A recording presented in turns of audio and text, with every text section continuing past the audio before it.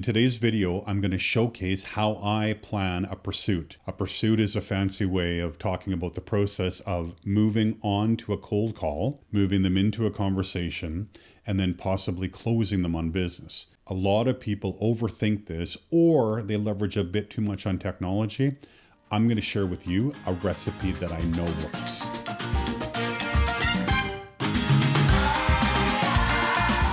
Welcome back to the channel. If you're new here, consider subscribing.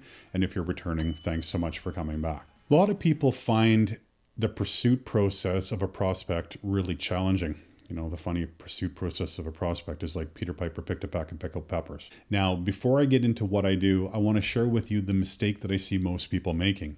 They rely heavily on email for their prospecting, right? So they will do a cold email to a prospect. They will do a follow-up cold email, and then they might even do a third one. And when they don't get any response, they forget that contact and don't do anything with them.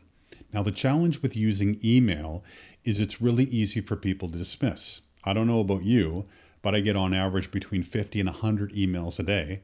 And that's after having filters in place to pull out emails that are not clients or prospects or, strategic alliances or the like. That's me having a clean email list. And so it's 50 to 100 emails. When you're going through those emails as a busy professional as you are, and I know I am, it's easy to dismiss people you don't know by just firing them into spam, firing them into follow up later. It's just really easy to sweep contacts under the rug if you don't know them.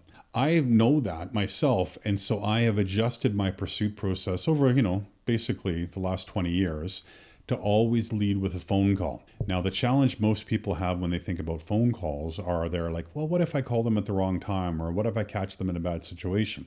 Remember that part of your pursuit is not closing business, but it is opening the conversation. We're not looking to sell them anything over the phone or even by email. Instead, what we're looking to do is to start a conversation and looking to qualify them as a prospect. Do they have means and do they have need? I will put a link to the video above where it talks about qualifying prospects. But a lot of people get in their head that, I'm scared that I'm going to catch them at the wrong time and it's going to put a bad taste in their mouth and they're not going to do business with me. Let me be explicitly clear with what I tell every client. The worst case scenario for you is that prospect doesn't do business with you. Currently, they're not doing business with you. Hence, you are already in your worst case scenario. The only way for you to go is up. And phone call rather than email allows you to create visibility and credibility. It's very hard to be ignored, and it gives you instant feedback. Now, remember what I said in previous videos is we would rather a no than an I don't know. A lot of prospects that I will call and have a first conversation with will tell me they're already working with the training company, they don't have need, or they may not have the means. That is a gift to me and a gift to them, but more a gift to me because they immediately let me know that they're not a qualified prospect and I can move on. Now, if I'm emailing them rather than phoning, I might really think from the outside that they could be a qualified prospect, but without any of that feedback, I'm just kind of guessing. And it becomes an I don't know rather than a yes or a no. And in business development, we always want to know what we're dealing with. So my protocol when I'm doing a pursuit is, number one, I make a phone call. Hi, Bob. It's Chris Fleck calling from GoCO. Our company specializes in doing business development for lawyers. I'm wondering if there might be 5 minutes where we can speak in the near future, where I can share with you some of the solutions we provide firms your size. If I get him on the phone, he's either going to say, I'd like to hear more, I don't want to hear more. We're already working with someone, maybe next year. That will give me immediate feedback to determine what the next step is with him. If I get his voicemail, I will leave the exact same message on his voicemail. People who say don't leave a message on voicemail, it's ridiculous because people have caller ID and they're going to see that you're calling and you don't have the guts to tell them what you're calling about. 1 week after making a phone call, if I don't get a response on that call, I follow up with an email.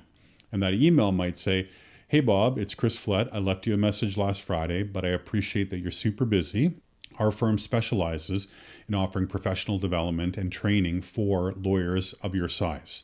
I'm curious if there might be an opportunity for us to have a conversation where I can showcase some of our solutions. I'm again creating visibility. He knows we exist. Credibility. He knows, or at least we're telling him that we're good at what we do. That is 2 imprints that I've done, one by voicemail and one by email. A week after that email, if I haven't heard anything, I will phone one more time.